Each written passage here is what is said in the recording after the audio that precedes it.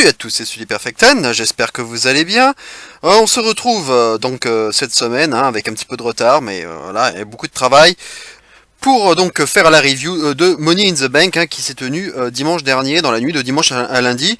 Alors je vais faire quelque chose qui m'est arrivé de faire dans le passé, c'est-à-dire que je regarde les matchs les uns après les autres, et je vais vous faire ma review en direct, c'est-à-dire à chaud. C'est-à-dire que une fois que le match est terminé, j'enregistre ma réaction. Et ainsi de suite, après chaque match, ça me permet d'avoir bien le match en tête et de vous faire ma réaction vraiment à chaud. Et c'est une autre façon de faire, mais je trouve qui peut être aussi intéressante. Donc on commence par le match qui était prévu dans le kick-off, c'est-à-dire le match entre Rowan et Bryan et les Usos. Alors finalement, ce n'était pas sûr, c'était un peu incertain si les titres étaient en jeu ou pas. Il semblait que oui, et puis finalement, il s'est avéré que non. Alors du coup, ça pouvait aussi avoir une influence sur le résultat, parce qu'effectivement, à partir du moment où les titres étaient en jeu, je voyais pas pourquoi les Usos gagneraient ce match, puisqu'ils ne sont même plus dans la même brande. Donc ça aurait été complètement stupide que les Usos gagnent. Maintenant, les titres n'étant pas en jeu, forcément, du coup, il y a plus vraiment de logique. C'est-à-dire que n'importe qui peut gagner. Et ça n'a finalement plus trop d'importance de savoir qui gagne. Ça devient un match exhibition en quelque sorte, ou un match un peu à la mode Survivor Series, entre les... Alors même si les Usos ne sont plus champions, mais ça aurait pu être exactement la même chose entre les champions de tag team de Raw et les champions de tag team de SmackDown. Ça aurait été un peu la même chose. Et donc, le match, il a mis beaucoup de temps je trouve, à s'emballer. Ça a été un peu chiant, je trouve, sur la première partie. Et la seconde partie, ça a commencé à s'emballer. Notamment lorsque Bryan est arrivé, et ensuite lorsqu'il y a eu un échange qui était pas mal entre Jimmy Uso et Rowan. Jimmy Uso, là, j'avais jamais vu faire ça. Il nous fait une sorte de Whisper in the Wind carrément sur Rowan. Rowan qui enchaîne avec un jackhammer, donc ça c'était pas mal. Et puis sur la fin, il y a eu des topés suicidas de la part des Usos. Donc ça a devenu un petit peu plus aérien, des super kicks sur Rowan à l'extérieur, et puis au final, Bryan qui faisait dodo au milieu du ring après avoir reçu un super kick. Bon, c'était vendu un peu trop, je trouve, mais bon, c'est pas grave. Et finalement un double O's, ça s'appelle comme ça, le double O's, donc le double splash des Usos. Pour la victoire donc des Usos. Alors moi j'aime pas trop cette prise parce que du coup il y en a un qui fait un vrai splash, mais l'autre du coup il nous fait un splash sur les jambes. Un splash sur les jambes, je trouve que c'est complètement stupide, ça ne sert à rien. Bon bref, cette prise est bizarre. Victoire des Usos donc comme je vous avais dit, moi mon pronostic c'était plutôt Rowan et Bryan, mais pour moi c'était plutôt dans l'hypothèse où les titres étaient en jeu. Maintenant ils n'étaient pas en jeu, donc du coup pas d'importance finalement, même si je trouve ça un peu débile. Je trouve ça un peu débile quand même sur le principe, parce que quand même, qui sont les champions dans ce match? Rowan et Bryan. Et ils viennent de les prendre. Et ils les ont pris. Enfin, ils ont gagné ces titres en battant les tauliers, en battant l'équipe la plus légitime possible pour se mériter ces titres. Donc, c'est à savoir les Usos. Et là, on nous fait un max exhibition qui ne sert à rien, qui n'a aucun enjeu. Et les Usos prennent leur revanche. Mais non! Continuez là-dessus, continuez à légitimer Rowan et Bryan qui viennent de prendre les titres. Ça sert à rien de prendre leur revanche. Ils sont pas dans la même brand en plus. Il y a pas de storyline, il y a rien. Donc, mais non, c'est un match de kick-off sans intérêt, rien. Donc arrêtez vos conneries et faites gagner Rowan et Bryan, quoi. C'est pas possible, quoi. C'est vraiment les chouchous de Vince, quoi. C'est toujours les mêmes. Merde, dans un match de kick-off qui ne sert à rien, faire gagner les Usos, merde. Mais non, je trouve ça con. Voilà, c'est comme ça. Le match, moyenasse, quoi. Un petit match de kick-off de 11 minutes, à peu près. Voilà, je lui donne un petit 5,5 sur 10, voilà. Parce que le début était chiant. C'était mieux sur l'emballage final. Et puis voilà, le Whisper in the Wind de Jimmy Uso, le jackhammer de Rowan. Voilà, c'est à peu près tout ce que je retiendrai de ce match. Voilà, c'est tout ce que je pourrais dire. Et à noter quand même, hein, c'est la petite surprise, c'est que le cruiserweight, le match cruiserweight n'a pas lieu dans ce kick-off. Donc moi, donc j'aurais aimé vous en parler, mais finalement, bah la bonne surprise, c'est que ça va avoir lieu dans le pay-per-view, dans la carte principale. Donc on va avoir 10 matchs à vous narrer au lieu de 9 dans la carte principale. Donc c'est déjà la première surprise, ce qui est une bonne chose pour les cruiserweight. Alors on va passer tout de suite maintenant à la carte principale avec un des matchs qui était prévu, en tout cas qui était favori pour être l'opener. Si c'était pas le Steel Cage match, c'était le Money in the Bank ladder match féminin, et c'est donc ça qui a ouvert le bal. Donc avec l'affiche, hein, on vous rappelle, je vous le rappelle, c'est Ember Moon, Mandy Rose, Dana Brooke, Nikki Cross, Bayley, Natalia, Naomi et Carmella, avec pour Naomi, hein, qui a fait qui a été la première à entrer, avec une entrée abeille, hein, très maillée à l'abeille, hein, qui est très particulière. Je vous laisserai seul juge au sujet de savoir si c'était vraiment ridicule ou pas. Bah, un match finalement qui a pas été très très long, hein, 14 petites minutes à peine. 14 petites minutes à peine pour un match de Money in the Bank, c'est quand même très très court. Alors bon, il y a eu quand même pas mal de spots, beaucoup de coups d'échelle. Donc on a senti quand même la dangerosité de l'épreuve, hein. Donc ça c'est quand même positif. Beaucoup de coups d'échelle, un peu trop chorégraphié quand même, hein. C'est un peu d'ailleurs je crois le reproche il me semble, hein, qui avait été fait, que je lui avais fait l'année dernière. Beaucoup de spots chorégraphiés avec Naomi qui esquive, qui passe, qui cède deux échelles, voilà. Enfin, les cannonballs sur les échelles aussi. Enfin, tous les spots à échelle finalement sont quand même très très chorégraphiés, très préparés. On l'a senti. Il y a un moment que j'ai trouvé complètement ridicule, c'est quand Dana Brooke se retrouve toute seule sur le ring et qui prend un temps fou à monter sur l'échelle et à se rendre compte que faut y aller, quoi. Et la fille, elle prend 3 heures à remettre l'échelle, à monter. Et puis ensuite t'en as une autre qui monte face à elle. Et en fait, qu'est-ce qu'elle fait? Je crois que c'est Mandy Rose qui se pointe face à elle, et au lieu de choper la mallette, elle chope le mousqueton, enfin le câble qui est juste au-dessus de la mallette pour préparer le spot de la suspension dans le vide qui nous font à chaque coup, à chaque match de l'échelle, on a le droit à ce spot où la personne reste suspendue sur le câble. À chaque fois ils nous font le coup. Tout le temps. Et ça c'est complètement, voilà, c'était complètement pas naturel du tout, puisqu'effectivement elle avait qu'à s'agripper, enfin prendre la mallette, tenter au moins de récupérer la mallette, c'est quand même le but du match, c'est le but, et au lieu de ça, elle prend le câble pour se suspendre, enfin c'est n'importe quoi, et voilà, mais du coup ça se termine avec cette suspension, hein, évidemment, comme d'habitude. Donc voilà, ça c'était nul. Alors il y a eu ce moment qui m'a fait peur, enfin qui m'a gêné, mais je me dis, c'est kayfabe ou pas kayfabe? C'est le moment où Mandy Rose donne un coup sur le genou de Carmella à l'aide de l'échelle. Sur ce, je me suis dit, enfin, on voit ensuite Carmella qui réagit mal. Elle semble vraiment blessée, et elle repousse sauvagement Mandy Rose, l'air de dire non mais là tu m'as vraiment pété le genou là, tu t'es pas rendu compte de ce que t'as fait là, c'était pas du tout safe ce que tu viens de faire. Elle se casse du ring. Mandy Rose a pas l'air de comprendre, et elle s'en va blessée, boitillant, avec l'aide d'officiels. Elle quitte le match. Sur ce, du coup, je me dis, mais elle est vraiment blessée. Du coup, Mandy Rose, elle a vraiment fait une connerie. Et je me suis dit, merde, d'autant plus que Mandy Rose était quand même la favorite du match, hein, avec Bayley. Et je me suis dit, merde, putain, si elle gagne le match, ça va pas passer, ça va mal passer. Si elle fait déjà une connerie, alors à moins que ce soit encore kayfabe, hein. Et puis finalement, un peu plus tard dans le match, Carmella revient avec une petite protection au genou, hein, en boitillant, et elle défonce Mandy Rose, bon, pour se venger. Donc on peut penser que c'était tout prévu, hein. Et puis on a Sonya Deville qui était dans le ring, qui était près du ring, et qui s'est aussi mêlé à la fête.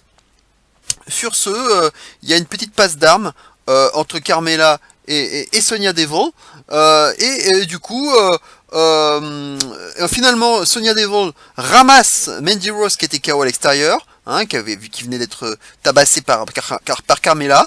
Elle la ramène sur le ring, elle la porte sur ses épaules, elle monte l'échelle, elle monte l'échelle, elle monte l'échelle. Et sur ce, je me suis dit bon, bah voilà, on va réussir à avoir ce que j'avais dit, c'est-à-dire victoire de Mandy Rose grâce à Devil. Hein, je vous l'avais dit dans ma vidéo pronostic. Pour moi, c'était ma favorite, justement sur une intervention de Devil. Et on était tout presque, on y était presque, sauf que ça a pris 3 heures et Bayley les a rattrapés. Mandy Rose joue l'étonnement et du coup elle fait tomber les deux et puis du coup Bayley s'impose. Donc victoire de Bayley finalement, donc pas vraiment une surprise puisque comme je vous avais dit ça se joue entre les deux. Ember Moon était la troisième, mais elle commençait à reculer dans les cotes. Ça commençait vraiment à sentir bon pour Bayley ou Mandy Rose, donc c'était vraiment entre les deux. Voilà, je suis pas trop surpris, même si je suis un peu, ce qui me surprend un peu, c'est le fait que ce soit une face, donc je me dis mais comment elle va faire. Alors ça n'interdit pas, hein, une face a tout à fait le droit d'être Money in the Bank, hein, d'être Miss Money in the Bank, mais du coup c'est vrai que ça fait, j'ai moins de facilité à croire en une face qui cache sur quelqu'un. Pour moi, c'est toujours un acte plutôt heel, donc on verra bien, hein, puisque comme là, à l'heure actuelle, à l'heure où je vous parle, je ne connais pas la suite du programme, la suite du show, donc je vais voir ce qui va se passer par la suite et si elle va cacher. Mais Bayley là, du coup, devient Miss Money in the Bank. Alors évidemment, je ne peux m'empêcher de penser à Sasha Banks en me disant, voilà, est-ce que c'est pas un coup de troll de Vince et une provocation, un pied de nez à Sasha Banks, hein, l'air de lui dire, si t'avais pas déconné, si t'avais pas fait ta diva, peut-être que t'aurais été à la place de Bayley à l'heure actuelle.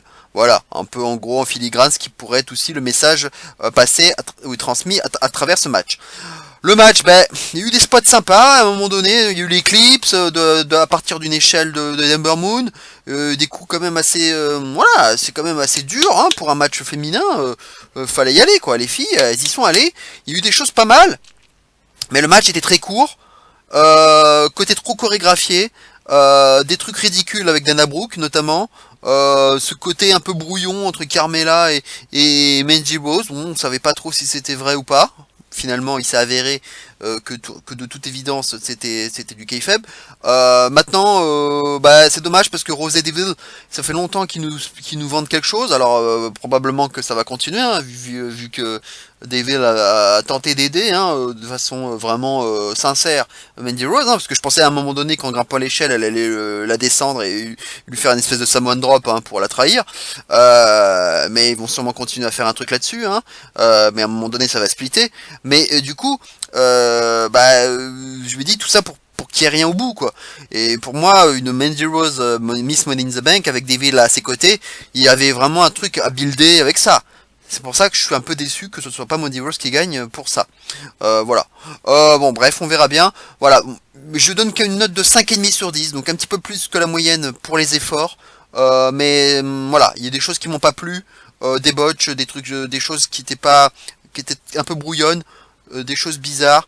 Ce côté trop chorégraphié et un match trop court à mon goût. Voilà, c'était un peu, ils auraient pu aller un peu plus au fond des choses. 5,5 donc sur 10 pour ce match, et je suis un peu déçu. Voilà, il faut le dire, je pense qu'on pouvait vraiment s'attendre à mieux que ça.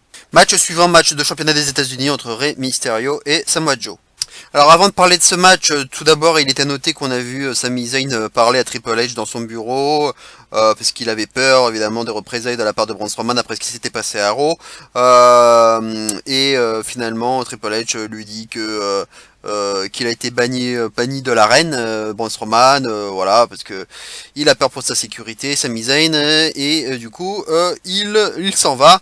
On a donc ensuite le match donc entre Rey Mysterio et Samoa Joe, et voilà, enfin c'est même pas 2 minutes, donc ils nous ont fait une WrestleMania à l'envers, c'est-à-dire que Rey Mysterio s'impose un peu par surprise avec un ciseau de tête, 1, 2, 3, et avec un finish de merde, puisque finalement l'épaule de Samoa Joe l'épaule gauche était complètement relevée, donc c'est un finish à la Ronda Rousey, j'ai envie de dire. On le voit au ralenti, c'est net et sans bavure, et bien évidemment c'est kayfabe, on est d'accord. Mais du coup, Samoa Joe se fait à nouveau enculé en même pas 2 minutes. Et il a eu, en plus, il a le temps de saigner. Hein. Il a quand même le temps de saigner avant ça. Et voilà, victoire. Même Rey Mysterio n'en revenait pas. Dominique est arrivé pour célébrer, etc., etc. Et puis évidemment, Samoa Joe le prend mal. Embuscade. Il détruit Rey Mysterio. Dominique reste impuissant. Et voilà comment ça se termine. Qu'est-ce que je peux dire de plus du booking de Samoa Joe? Le gars, c'est un destructeur. C'est censé être un destructeur. Et il se fait couillonner à chaque fois. C'est impossible de lui donner une ceinture et de lui faire un run propre. Un règne dominant. Non, c'est trop vous demander. On lui donne la ceinture US. Et 1 mois et demi après, il se fait baiser comme jamais. Déjà, il se prend un roll-up de merde en weekly par Rey Mysterio. Ensuite, ils font le match de championnat au Money in the Bank. Et il se fait squash en même pas 2 minutes sur encore un pauvre tombé de merde qui en plus n'est pas valable.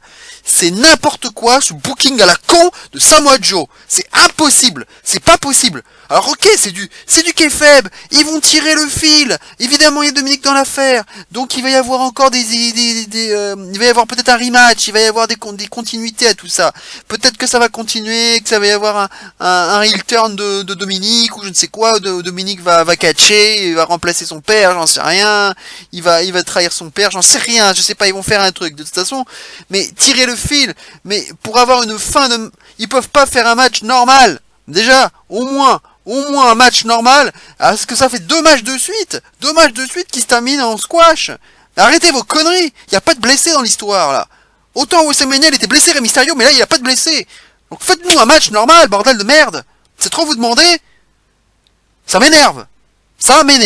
Et Samoa Joe, il est pas respecté, et on le prend à nouveau pour un con. Et ça fait des mois et des mois qu'on le prend pour un con. J'oublie pas Survivor Series, où il est le premier éliminé. En même pas 1 minute, par Drew McIntyre. Je ne l'oublie pas, ça, non plus. Hein? Et la feud avec Styles. Où c'est lui qui mène la feud du début à la fin, avec ses super promos. Et ses très bons segments. Et il se fait baiser. Jamais il touche le titre de champion de la WWE. Jamais. Là, on lui donne enfin un titre qui est peut-être plus accessible pour lui. Et qui lui allait très bien. Et il le perd. Au bout d'un mois et demi, sur un squash. C'est incroyable. C'est incroyable. Alors évidemment, je peux pas donner une note à ce match. Ce serait complètement débile. Donc pas de note à ce match. Et ça m'énerve. Voilà. Maintenant, on voit Braun Strowman, qui était banni du ring, et évidemment, on le voit en coulisses. Il en a appris Sami Zayn. Il le cherche. Du coup, on se doute qu'il va se passer des choses dans le Money in the Bank masculin. Ça, c'est clair et net. Match suivant, donc, match entre Shane McMahon, et le Miz dans un steel cage match. Qu'est-ce que vous voulez que je vous dise? Après la merde qu'on a eue juste avant, un match de 13 minutes. Un match de 13 minutes pour arriver à ça. Pour arriver à ça, avec toujours les mêmes spots, le coup de la fronde dans un match en cage, où c'est toujours pareil, on part le coup de la fronde, évidemment le gars avec le coup du balançoire, la balance du balançoire, ouais, de la balance, le gars il va sauter sur la grille, il va essayer de monter, de sortir, enfin, c'est toujours les mêmes prises, c'est toujours les mêmes conneries, les mêmes incohérences. Shane McMahon en début de match, il essaie de fuir, il arrête pas d'essayer de fuir, et puis, à un moment donné, un peu plus tard, il prend le dessus sur le Miz.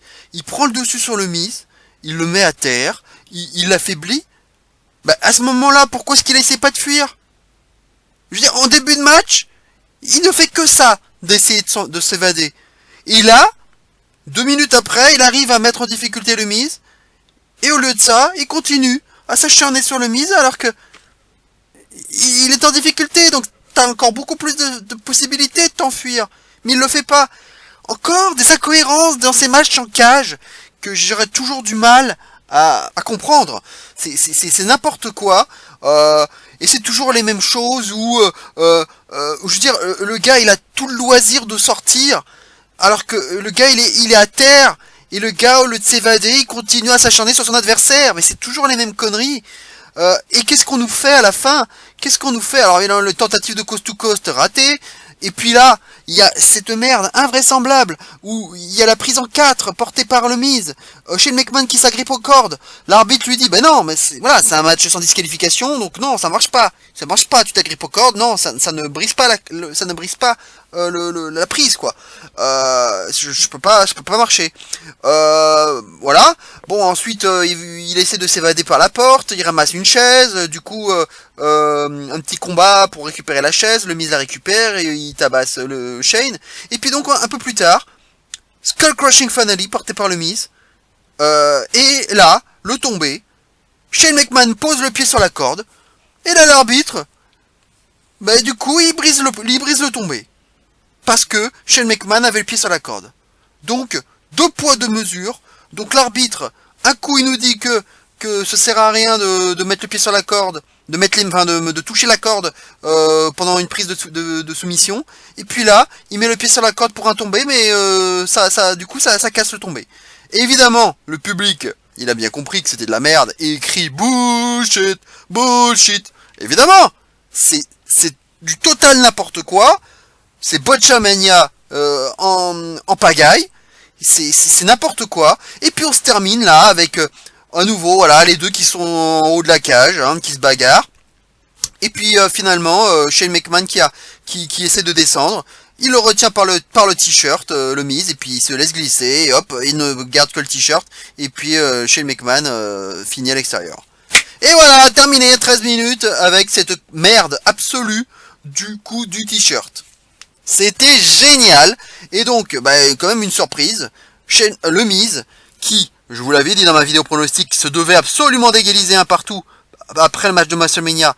Il fallait absolument qu'il gagne ce match, et il se fait couillonner à nouveau. Donc, voilà l'histoire. Donc l'histoire, c'est que Shane McMahon baise toujours le Miz, au final, avec une connerie. Donc WrestleMania, c'était le méga spot, et hop, on pose son bras, et voilà, on perd le match. Là, le coup du t-shirt. Donc, ça continue. La feud, elle va continuer combien de temps, en fait? La feud, elle va continuer combien de temps? Ils arrêtent là ou pas? Parce qu'à mon avis, je me pensais à un truc, c'est que du coup, tout ça, ça a commencé finalement en Arabie Saoudite, avec leur connerie de Crown Jewel et du tournoi Best in the World. C'est comme ça que tout a commencé. Et donc, je me demande même s'ils vont pas nous faire un match 3 du coup, à Super Showdown en Arabie Saoudite, histoire de boucler la boucle. On commence en Arabie Saoudite, on finit en Arabie Saoudite. Avec un match, je ne sais pas, 2 out of 3 falls, ou un truc vraiment qui va définitivement donner un vainqueur mais clean et sans conneries. Ou alors un arbitre spécial, je ne sais quoi. Mais là, c'est n'importe quoi. C'est n'importe quoi. Et le Miz, à nouveau, Miz, c'est comme Samoa Joe, là, il passe à nouveau pour un con. Il passe pour un con, et c'est encore du booking à la mort moelleux, et encore chez McMahon qui récolte tous les lauriers, quoi. C'est n'importe quoi, je suis encore énervé, le match du Mysterio et de Samoa Joe, et puis ce match, ça commence très mal ce show. Ça commence très très mal, et ce match, je lui donne la médiocre note de 4 sur 10. 4 sur 10, c'est même pas un Steel Cage match. C'est une parodie de Steel Cage match. C'est nul à chier. Nul à chier. Et puis là, tout à coup, on apprend que, donc, à Raw, donc je l'ai pas vu bien sûr, Raw, hein, Mick Foley nous annonce un nouveau titre. Un nouveau titre? Il y en a déjà 25 et on nous annonce un nouveau titre. Alors, si c'est Mick Foley qui l'annonce, je me dis, bon, on va voir ce que ça donne, mais à mon avis, ça va être un titre un peu hardcore. Un truc, quelque chose comme dans le genre, à mon avis. Hein. On verra bien ce que ça donne, mais en tout cas, ça me hype pas mal. Et puis on retourne en coulisses et on voit Sami Zayn qui est pendu par les pieds, Triple H qui arrive en courant pour voilà, et puis qui nous cache le paysage avec en tirant le rideau. Voilà, donc bah du coup on sent déjà que le main event, hein, si c'est à mon avis ça va être le main event, le match du Money in the Bank risque de partir en live total. Et déjà vu comme c'est parti pour le show, je le sens mal. Je sens que ça va très mal finir cette histoire. Donc le match suivant, c'est le match Cruiserweight entre Tony Nese et Daivari. Donc ça fait plaisir de les voir en carte principale, hein. Ça faisait un petit moment. Et surtout pour Daivari, qui est quand même pas quelqu'un de très, très connu, qu'on voit peu. Et pour lui, ça lui fait quand même une sacrée exposition. Vu le show pour l'instant qui est quand même assez désastreux, j'espère à ce moment-là que ça va un peu relever le niveau. Et d'ailleurs, vu l'entrée de Daivari, je devrais plutôt l'appeler Aria Del Rio. Et oui, une arrivée, une entrée très très delriesque hein, d'Aria Daivari, hein, on peut le dire, avec sa bagnole, sa décapotable. C'était vraiment très pompé et du coup on se dit que bah, finalement on comprend mieux pourquoi est-ce qu'ils ont mis ça dans le show principal plutôt qu'en kick-off hein, quand on a une entrée aussi bling bling. Bah, en ce qui concerne le match, hein, match d'à peine 10 minutes, donc 10 minutes, hein, c'est à peu près le tarif cruiserweight, hein, comme je le dis souvent. Mais là, on n'était pas en kick-off, hein, donc c'est encore plus court, même un petit peu plus court qu'un match de kick-off, donc c'est dire. Et un match, bah, en fait, le public, il s'en fout, quoi. Le public en a rien à battre, aucune ambiance, que dalle. Et il y a le match, on n'a pas envie de s'investir dedans, quoi. Et moi, pourtant, je suis un fan de 205 Live, je regarde tous les shows à chaque fois. Et je suis le premier à dire que les matchs cruiserweight ils doivent avoir lieu aussi dans les pay-per-view, en carte principale. Mais là, le match, voilà, l'affiche était déjà pas terrible. Et là, pour le coup, il fallait vraiment que ce match reste en kick-off. Il fallait qu'il aille en kick-off, ce match. Parce que là, tu peux pas mettre ça dans une carte principale. C'est pas une belle affiche, déjà. Et le match, bah, le public s'en fout. Il s'en fout. Voilà, Daivari, il se débrouille pas trop mal, même s'il est un peu limité dans le ring. Nice, il fait ce qu'il peut, hein, c'est un excellent lutteur, il fait ce qu'il peut, il a ses petites manœuvres aériennes et tout. Il a son agilité. Daivari, il fait aussi ce qu'il peut, mais il est un peu plus limité. Mais voilà, on n'arrive pas à s'investir dans ce match. Et le match, donc, il est boring as fuck. Et même, c'est peut-être même l'un des pires matchs de cruiserweight que j'ai pu voir en pay-per-view, hein, il faut le dire. Ça fait longtemps que j'ai pas vu un match aussi pauvre. Et même à 205 Live, enfin à 205 Live, on se régale davantage. Hein. On se régale davantage. Et même dans les matchs de kick-off qu'on a l'habitude d'avoir, qui font à peu près la même durée, voire un petit peu plus, mais au moins, on va dire deux lutteurs qui sont de meilleure valeur, en tout cas. Et là, Daivari, bon, bah, c'est moins excitant, quoi. Et puis la fin est bizarre, enfin, le gars, voilà, il se met dans le coin exprès, il se place, le running knees, on le sent venir à des milliers de kilomètres, et on sait déjà que ça va se terminer comme ça, quoi. Et puis, bah, voilà, il porte son running knees au calme, le tombé est terminé, quoi. Surtout que, voilà, bon, bah, à partir du moment où Tony Nese arrivait à kick out du finisher, de Daivari, hein, qui est ce clothesline avec bras barrés, hein, qui rappelle un peu le Rainmaker d'Okada, ben voilà, s'il se relève de ça, bon bah tu as compris qu'il se passera rien. Donc là, absolument aucune surprise, donc c'était le challenger de transition par excellence, hein, et donc victoire logique de Tony Nese qui doit continuer d'installer son règne. Mais il va falloir lui trouver un adversaire de plus haute volée, quoi. Et donc moi j'attends peut-être un Oni Lorcan. Un Oni Lorcan, à mon avis, qui sera le grand favori pour lui succéder, à mon avis. Et pour la note, je lui donne un petit 5 sur 10. Parce que les deux lutteurs sont pas mauvais. Et parce que c'est en cruiserweight, on a toujours un petit minimum de la moyenne, quoi. On a la moyenne au minimum. Mais c'était pas emballant, quoi. C'était pas emballant du tout, quoi. Et on se retrouve en coulisses et on voit finalement Braun Strowman avec Triple H. Triple H lui demande carrément, en tant que boss, hein, en tant que patron, de s'en aller. Tout simplement parce qu'il ne remplacera pas Sami Zayn dans le match du Money in the Bank, si c'était en tout cas ce que Braun désirait. Hein, mais Braun, lui, il en a rien à battre. Mais de toute façon, il s'en va. Mais à mon avis, c'est pas encore fini cette histoire lorsqu'on verra la suite de la soirée, à mon avis. Match suivant, Becky Lynch contre Lacey Evans pour le titre féminin d'Euro. Donc finalement, il décide de commencer par le match Lacey Evans contre Becky Lynch, hein, et non pas Charlotte contre Becky Lynch. C'était mon pronostic personnellement. Un match qui n'aura pas duré très longtemps, hein, 8 minutes 40, hein, donc c'est quand même relativement court. Lacey Evans a montré quand même des trucs intéressants, le slingshot stunner notamment. J'aime bien aimer son gather wall aussi, hein, son roulé-boulé, hein, un peu voilà, pour prendre les alligators, hein, comme le fait souvent Luke Harper. J'aime bien, je l'avais jamais vu faire ça avant.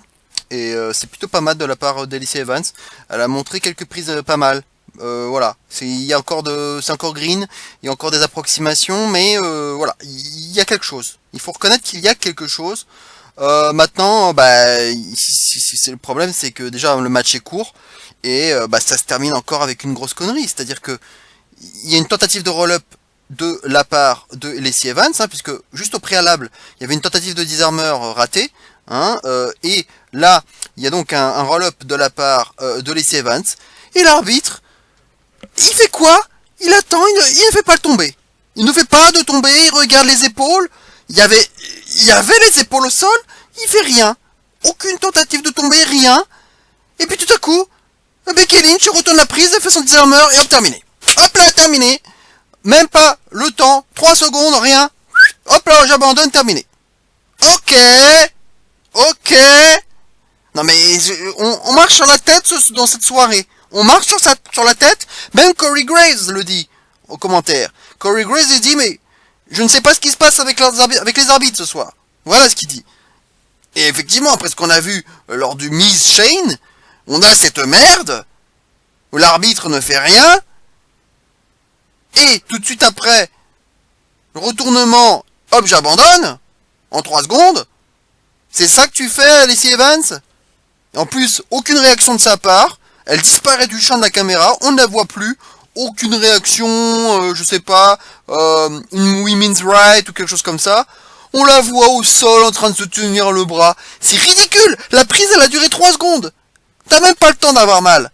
T'as même pas le temps d'avoir mal. Et la meuf, elle se tord le bras. Non mais arrêtez vos conneries. C'est pas crédible pour un sou. Elle disparaît du champ. Donc tu la prends pour un paillasson, Lacey Evans. Je veux bien qu'elle soit... Voilà, ok, elle est green et tout. Mais protège-la un petit peu. Là, tu l'as fait abandonner au bout de 2 secondes. Elle passe pour une conne. Il y a même l'arbitre, il y a même pas de compte. Enfin, il y a même pas, on lui laisse même pas la possibilité de convertir au moins son roll-up. Et puis juste derrière, t'as Charlotte qui arrive. Voilà, alors que Becky Lynch est en train de partir.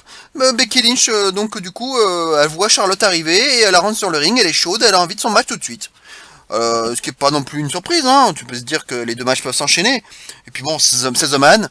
Et finalement, elle accepte. Et puis finalement, on attaque tout de suite le match. Donc pas de surprise hein, pour le match. Hein, la victoire de Becky Lynch, c'était à prévoir. Et donc on passe donc au match face à Charlotte.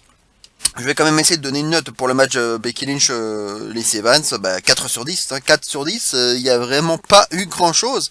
Il y a des choses intéressantes pour Lacey Evans, hein, elle est prometteuse.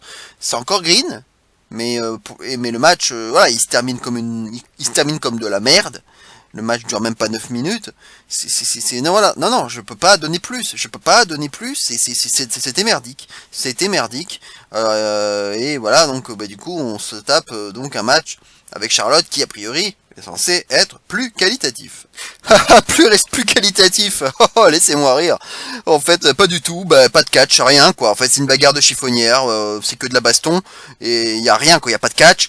Et puis bon, ce match, on l'a tellement vu que finalement, moi j'en ai un peu rien à foutre au final. Je suis plus très investi dans ce match. Maintenant, le tournant, c'est que il y a une natural selection portée par Charlotte sur l'apron du ring, en tout cas une tentative, mais c'est avorté, bien contré par Becky. Du coup, elle retombe mal à l'extérieur, Charlotte. Et pendant ce temps-là, Lacey Evans revient, elle porte une women's right à Becky dans le dos de l'arbitre. Du coup, ça me rassure un peu par rapport à ce que je disais tout à l'heure. Au moins, on respecte un peu plus Lacey Evans, hein, puisqu'elle n'avait pas réagi après son match précédent. Et c'est ça qui m'avait gêné. Et c'est très bien. C'est le point positif de ce match, c'est que Lacey Evans ait été respectée finalement, à retardement, mais ils l'ont quand même fait. Elle est revenue pour porter sa women's right qu'on n'avait toujours pas vu faire. Dans la soirée, on va dire. Là-dessus, il y a cette women's right. Charlotte revient. Malgré ce women's right, du coup, Becky Lynch, on sait toujours pas pourquoi, mais c'est toujours pareil, hein, c'est toujours difficile pour vendre la women's right, hein, Becky Lynch à chaque fois. Elle arrive quand même à réagir avec un roll-up pour contrer sur Charlotte, et c'est là qu'il y a encore une fois une énième connerie arbitrale. Je ne comprends pas, c'est Mike Chioda, quand même, un arbitre très réputé, très expérimenté. Il y a 3. Il y a 1, 2, 3, l'arbitre, le public compte 3, on voit 3, 1, 2, 3, kick out. kick out de Charlotte, mais c'est pas grave, il n'y a pas 3. Il n'y a pas 3 visiblement. Et là, Charlotte réagit tout de suite avec un big boot, avec le pied porté qui passe à 3 km de la tête de Becky Lynch. Super crédible. Et là-dessus, 1, 2, 3, victoire de Charlotte. 1, 2, 3, victoire de Charlotte et un match encore plus court. Je vous le donne en mille, un match encore plus court que le match précédent, 6 minutes 13. 6 minutes 13 pour cette merde. Et voilà, donc nouvelle championne Charlotte. 9 fois championne Charlotte. Donc on offre sur un plateau d'argent le titre à Charlotte. Alors bon, ça protège Becky, parce qu'elle se fait avoir, bien sûr, avec une women's right. Et puis, il y a ce roll-up qui aurait dû être valable. Pour moi, il était valable. Il y avait 1, 2, 3. Sauf que l'arbitre ne compte pas jusqu'à 3. Pour lui c'était 2,8. Sans doute. Pour moi, c'était 3,1. Mais c'est pas grave. Et ce big boot complètement délirant à 3 km du visage de Becky Lynch. Sur ce, petite bagarre à l'extérieur, évidemment, Becky Lynch qui s'en prend à Lacey Evans. Charlotte revient, du 2 contre 1. Évidemment, du 2 contre 1, ça revient sur le ring. Évidemment, le public dit Bayley, évidemment, on s'en doute, de 2 heels contre une face. On attend évidemment la nouvelle détentrice de la mallette. Et c'est là qu'effectivement, ça a du sens que ce soit une face qui détienne la mallette, par rapport à ce que je disais tout à l'heure. Là, ça pouvait avoir du sens, vu qu'on avait 2 heels contre une face. Et du coup, Bayley effectivement est arrivée, elle a fait place nette. Heureusement pas de heel turn, parce que ça me faisait, je vous disais que ça aurait été débile de faire un heel turn, alors qu'il n'y avait pas beaucoup de babyface du côté de SmackDown. Donc elle vire Lacey Evans.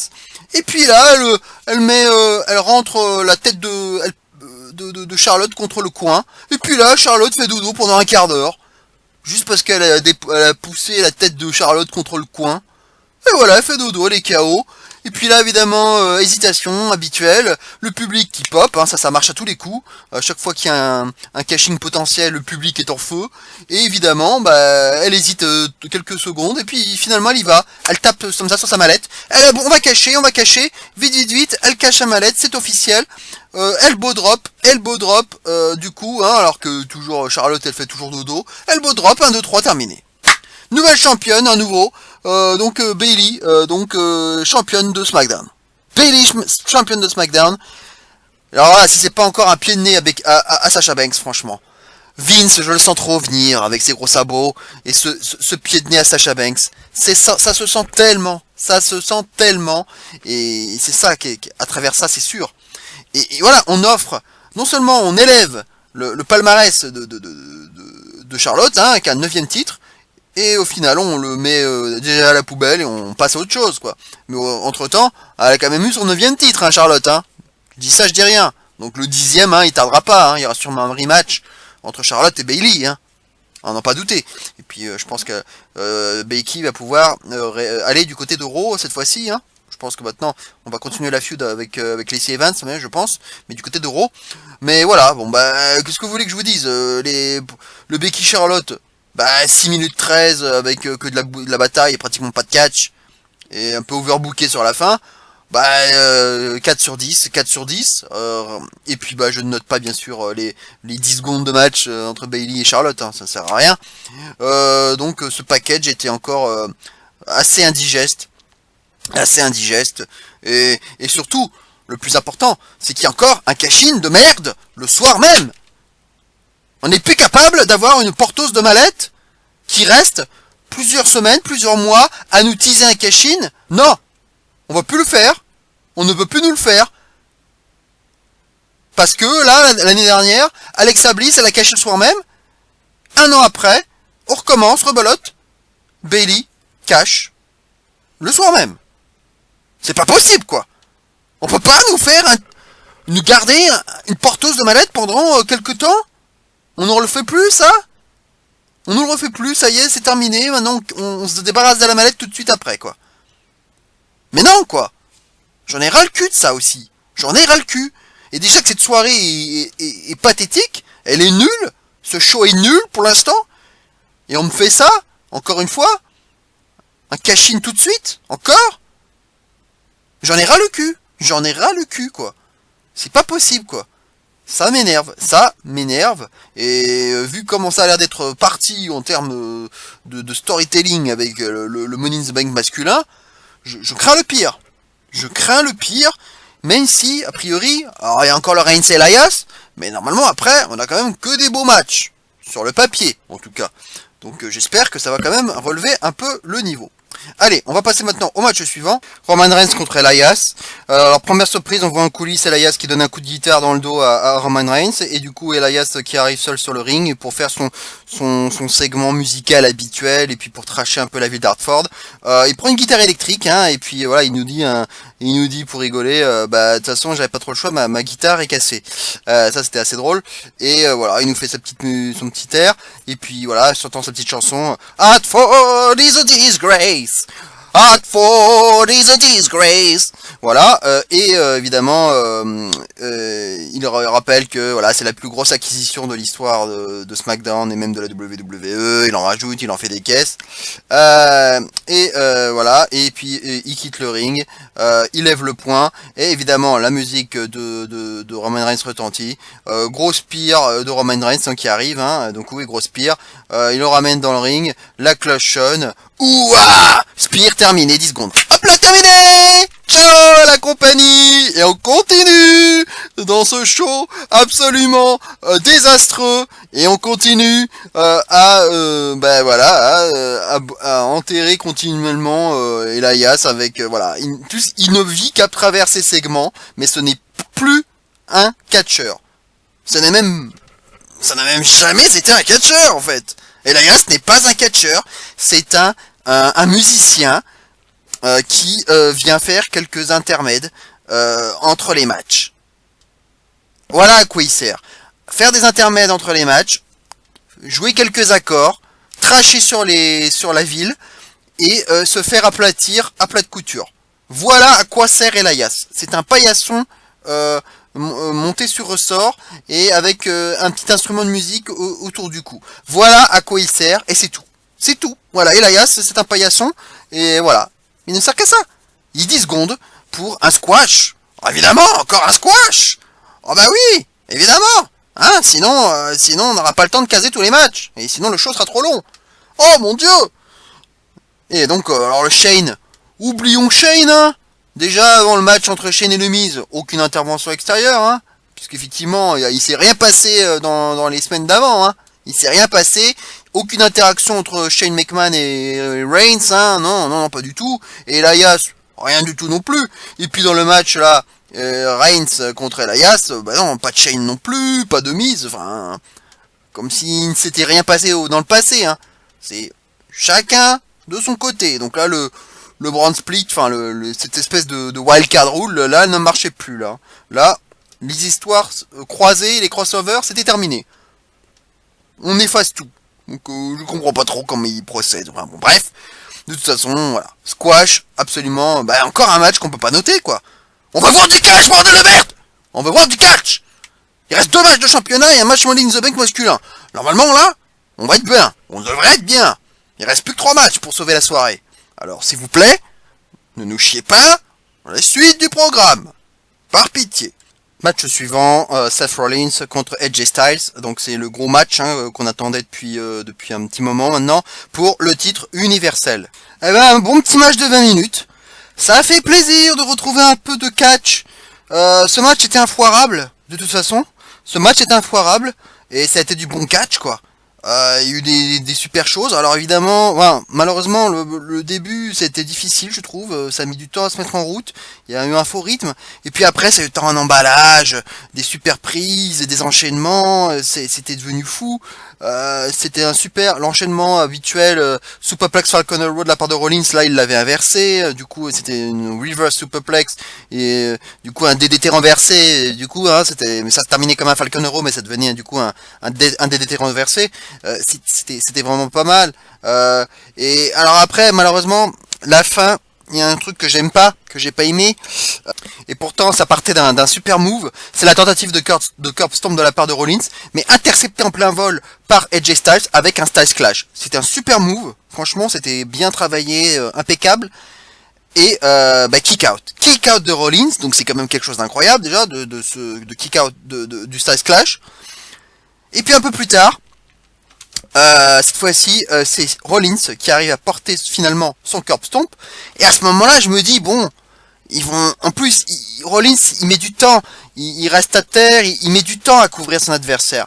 Et je me dis, bon, bah, en plus, il met du temps, bon, bah, ils vont égaliser, quoi. L'autre, Rollins se kick out du Stage Clash, bon, bah, évidemment, pour égaliser, et pour que ça devienne vraiment épique, bah, AJ Styles, il va kick out du Curb Stomp. Eh bah, pas du tout. 1, 2, 3, terminé. Ok! Terminé, voilà, bah, victoire de Rollins, donc il conserve logiquement son titre, hein, sans surprise. Mais je comprends pas, quoi. Il pouvait en faire quelque chose de bien plus épique que ça. Le match aurait pu durer facile 5 à 10 minutes de plus. En plus, franchement, il y avait énormément de temps, hein, et vu le peu qui restait dans le show, il y avait largement de quoi faire. Et je lui donne un 3,75, hein. C'est une bonne note, hein, 3,75, mais comme je vous avais dit dans ma vidéo pronostic, c'était un minimum 4 étoiles ce match. Ça valait minimum 4 étoiles, même 4 étoiles un quart. Tu pouvais pas faire moins que ça. Et ben non, en fait c'est 3,75 parce qu'il m'a manqué un bout. Il m'a manqué un bout pour que ce soit épique. Il y a eu un super emballage. Ça montait en puissance en fait. Il y avait une montée en dramaturgie. Ça commençait à être pas mal. Et puis et malheureusement après ce kick out, Styles il fait pas la même chose quoi. C'est ça qui me désole. Et puis c'est là qu'il y a évidemment cette fameuse fin que j'attendais. Est-ce qu'il va y avoir une fin fair play ou alors est-ce qu'il va y avoir un heel turn? Évidemment on nous a teasé ça. Styles qui se barre et puis qui finalement revient, il tend sa main, et puis c'est là qu'évidemment il y a le moment de tension classique. Va-t-il turner? Est-ce que Rollins va accepter la poignée de main? Et finalement, il accepte la poignée de main, et puis pas de heel turn, hein. Styles se tire. Donc pour tous ceux qui pensaient qu'il y aurait un heel turn, en tout cas, alors il y en aura peut-être eu cette semaine, hein, mais j'ai pas vu. Mais en tout cas, à ce moment-là, il n'a pas eu. Peut-être que Gallows et Anderson vont intervenir à un moment donné, hein, on sait jamais. En tout cas, à ce moment-là du show, pas de heel turn de Styles. Et on termine sur quelque chose de propre, de fair play. Je préfère ce genre d'image, même s'il aurait pu faire une Nakamura inversée en quelque sorte. Ça aurait été drôle en quelque sorte, mais j'ai pas envie de voir un Styles heel en fait finalement.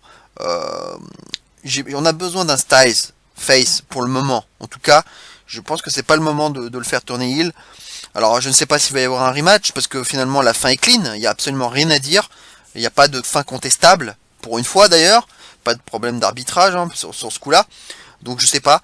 On va peut-être passer directement à autre chose, hein, puisqu'on parle déjà d'une feud avec Corbin, on parle de Drew McIntyre, enfin bref, je ne sais pas qui aussi a gagné le Money in the Bank pour le moment, donc plein de choses sont possibles. Mais en tout cas, c'est peut-être une prise de rendez-vous pour bien plus tard. Peut-être un match revanche à SummerSlam, ou même à WrestleMania 36, j'en sais rien. Mais voilà, c'est un match finalement de non Big Four. C'est un match de niveau non Big Four. 3,75, deux très bons lutteurs. Mais si ça avait été SummerSlam ou WrestleMania, on aurait eu le 4 étoiles 25, j'en suis sûr. Mais voilà, c'est un très bon match, ça sera probablement le match de la soirée en attendant les deux autres. Mais il m'a manqué un petit quelque chose. Et évidemment, ça ne sauve absolument pas le drame qu'a été ce show jusqu'à maintenant, hein, ça on peut le dire. Mais voilà, ça va un petit peu mieux après ça, mais c'est largement insuffisant. Et là, on passe à quelque chose de complètement imprévu, donc un impromptu. On voit la Lucha House Party qui se ramène. Alors là, c'est la surprise générale. Il se ramène. En plus, il y a, je crois, c'est Lince Dorado qui commence à parler. Il y a la musique qui continue. On entend que dalle. C'est le bordel général.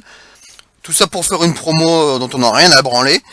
Et puis là, tout à coup, t'as Lars Sullivan qui arrive. Ok. Et puis il s'en prend à Grande Métallique, à Lince Dorado. Et puis après, t'as Kalisto qui essaie de réagir sur le ring, là. Et puis il entre sur le ring, Lars. Et puis évidemment, les coups d'avant-bras sur la poitrine. Il commence à saigner. Donc ça, c'est, on va dire, le seul truc positif de ce segment. C'est qu'avec le sang, ça donnait quelque chose d'un peu plus, voilà, un peu plus brutal. Et du coup ça rendait le truc un petit peu plus crédible, surtout pour le personnage. Et puis voilà son running powerbomb maintenant qui devient habituel sur Kalisto, et ça se termine comme ça. Voilà, donc je n'ai même pas compris le pourquoi du comment. Que venait faire la Lucha House Party? Est-ce qu'il devait affronter quelqu'un? Parce que là il y a Lars qui arrive et qui détruit les trois, donc je comprends pas quel était le but de la manœuvre. Est-ce que c'est, en tout cas dans l'idée, dans ce qu'on voulait nous montrer, est-ce que c'était censé être un 3 contre 3, ou alors donc Lars qui arrive pour faire un handicap match? Bon, je ne pense pas, mais bon, c'est juste pour meubler quoi. C'est incroyable, on a déjà un show qui est quand même une carte quand même très très lourde. En plus on ajoute le cruiserweight qui aurait dû a priori être en kick-off, et là on se tape donc 10 matchs, 10 matchs sur la carte principale. Mais on nous rajoute ce segment supplémentaire. Alors c'est peut-être justement la raison pour laquelle ils ont fait 2 squash matchs entre le Reigns et Elias et le Joe Mysterio. C'était pour laisser un petit peu de place à ce genre de segment. Ouais. Mais du coup, bon, bah, on peut a priori exclure, je dis bien a priori exclure la Sullivan du Money in the Bank ladder match pour une intervention surprise, a priori. Si on lui case ce segment-là, je ne pense pas que ce sera pour le voir dans le main event. Bref, passons. On va passer donc au match suivant, le match pour la WWE entre Kofi Kingston et Kevin Owens. Et on a vu une promo juste avant ce segment de merde de Kofi Kingston avec Xavier Woods à ses côtés. Et j'ai trouvé que Xavier Woods avait un peu l'air bizarre. Alors c'est peut-être une idée, et du coup j'avais commencé à avoir des idées de heel turn. On verra ce qui va se passer. Mais je sais pas, je l'ai trouvé un peu bizarre, Xavier Woods, sur ce coup-là. Alors à noter une chose importante quand même, c'est que du coup, ce qui est une bonne nouvelle selon moi, c'est que du coup, on est sûr que le Money in the Bank masculin clôturera le show et que ce sera donc le main event, ce qui veut dire qu'il n'y aura officiellement pas de cash-in le soir même, c'est évident, du coup. Alors évidemment ça gâche le suspense, on est d'accord, c'est l'inconvénient, mais au moins ça protège le fait qu'on n'aura pas de cash-in le soir même. Puis on a déjà eu Bayley, et puis comme je vous le disais, j'en ai marre des cash-in le soir même, et surtout du côté masculin où ils ont tellement foiré les choses. Je veux un vrai cash-in, mais plus tard, teasé sur plusieurs mois, mais pas un truc torché tout de suite quoi, le soir même. Certainement pas. Donc je suis content en tout cas à ce niveau-là, il n'y aura pas de cash-in masculin lors du Money in the Bank. Bah pour le match, voilà, un match d'un quart d'heure, un petit peu plus d'un quart d'heure. Bah je sais pas, il m'a manqué quelque chose. C'était plat en fait. Il y a de bons lutteurs, mais il n'y a pas eu de film. On m'a pas raconté une histoire à travers ce match. J'avais l'impression que finalement je pouvais remplir ma grille de bingo. En gros, toutes les cases étaient remplies. C'est-à-dire, est-ce que je vais voir un SOS? Je l'ai vu. Est-ce que je vais voir un Trouble in Paradise? Je l'ai vu. Est-ce que je vais voir un Pop-Up Powerbomb? Je l'ai vu. Est-ce que je vais voir un Stunner? Je l'ai vu. Et voilà, on a vu les prises principales. Mais il n'y a pas de fil conducteur, il n'y a pas de logique, il n'y a rien. Ça coule pas, quoi. Ça coule pas, c'est pas tout à fait, c'est pas un peu comme le match d'avant, enfin le match Rollins Styles où ça s'enchaînait bien et tout, on avait une dramaturgie un petit peu, même si ça s'est fini un peu brutalement finalement, que ça aurait dû être un peu plus long. Là, je sais pas, il n'y a pas eu vraiment d'histoire finalement. Donc ce match, il a pas de fil conducteur, il est décousu. Moi, j'embarque pas dans ce match. Finalement, c'était pauvre, finalement. C'était pauvre et c'était très décevant. Et puis cette fin où du coup Kevin Owens enlève les chaussures de Kofi. Je sais pas trop pourquoi d'ailleurs, quel est l'intérêt de lui enlever ses chaussures. Peut-être parce que prendre un Trouble in Paradise sans ses chaussures, ça fait peut-être moins mal. Je sais pas. En tout cas, il tente une Swanton bomb, pardon, de la troisième corde, mais Kofi groupe ses genoux et il enchaîne avec justement un Trouble in Paradise en chaussettes. Il gagne quand même en chaussettes. Le Trouble in Paradise est aussi efficace avec des chaussettes qu'avec des chaussures. Ok, pourquoi pas. Et voilà, ça se termine comme ça. Victoire clean, tranquillou. Donc Kofi qui conserve, je vous l'avais dit, c'était à prévoir. Voilà, mais il n'y a pas de fin contestable, pas d'une intervention même pas d'intervention de Xavier Woods, qui est resté tranquillement derrière l'écran. D'ailleurs, j'ai pas compris parce que on voyait Woods derrière son écran. Je me suis dit bon, il va y avoir une intervention. En plus, on l'a vu backstage en interview avec Kofi. Je me dis il va faire un truc, il va y avoir un heel turn, il va y avoir un truc. Surtout qu'il vient célébrer avec lui sur le ring. Je me dis voilà, attention, c'est le moment. Il va l'attaquer dans le dos. Il va lui faire un truc. Et ben non, en fait non, que dalle.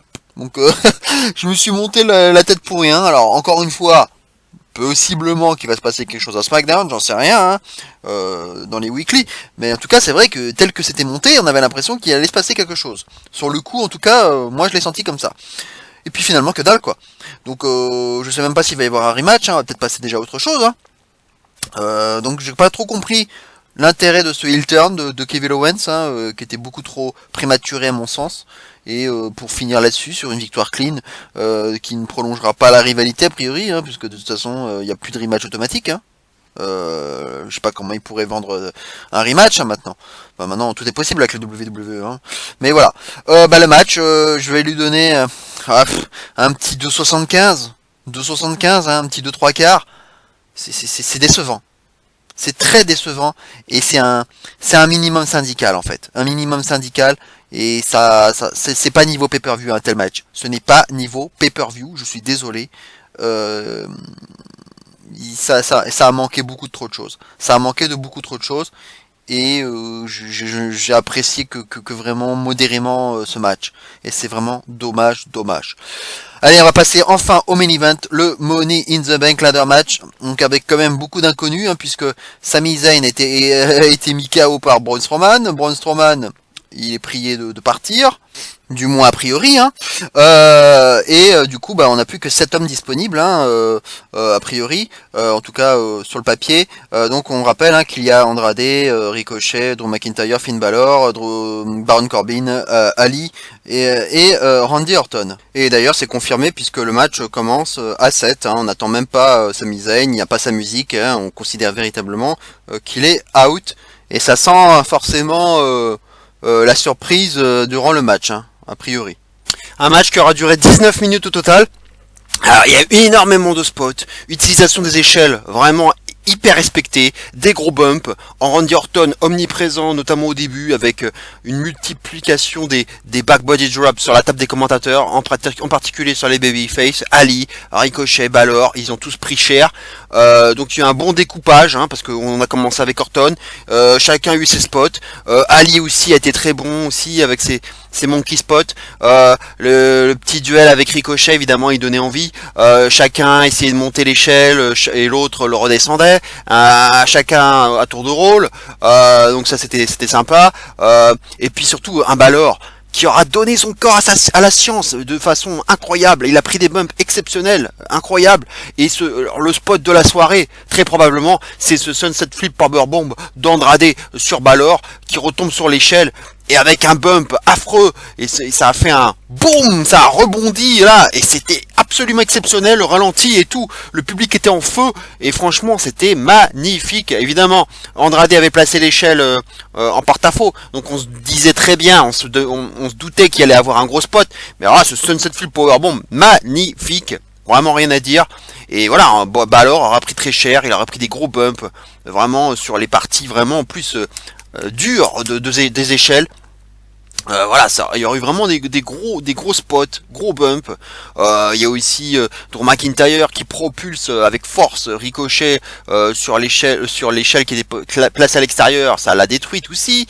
Il y a Corbin et Drew McIntyre, à un moment donné, une petite trahison de la part de Corbin, hein, qui dégage McIntyre par-dessus la barricade, qui essaie d'en profiter du coup pour essayer de monter l'échelle, mais du coup il y a une vengeance après, McIntyre qui revient, qui place un Claymore Kick sur Corbin à l'extérieur. Donc ça devient un peu le merdier, mais il y a énormément de gros spots, donc comme je vous le disais, un allié omniprésent aussi, avec son Reverse Rana aussi, il y a eu plein de choses, j'arrive même pas à tout énumérer quoi, c'était vraiment très très bien, voilà, ça se mariait bien, je trouve qu'il y a eu un bon découpage, pour chaque homme, donc ça c'était bien, et puis à un moment donné, il y a Ali qui se retrouve tout seul quoi, et là Ali se retrouve tout seul. Et là, il est tout seul, et je me dis, mais c'est pas possible, c'est la grosse cote, Ali. Ali était loin d'être le favori, il était même l'outsider. Je me dis, c'est pas possible, il va monter tout seul, on approche de la fin du show, il ne pourra plus rien se passer. Là, à mon avis, il va gagner, quoi. Et puis là, au moment où il arrive, où il est sur le point d'apprendre la mallette, Lesnar! Brock Lesnar se pointe avec Paul Heyman!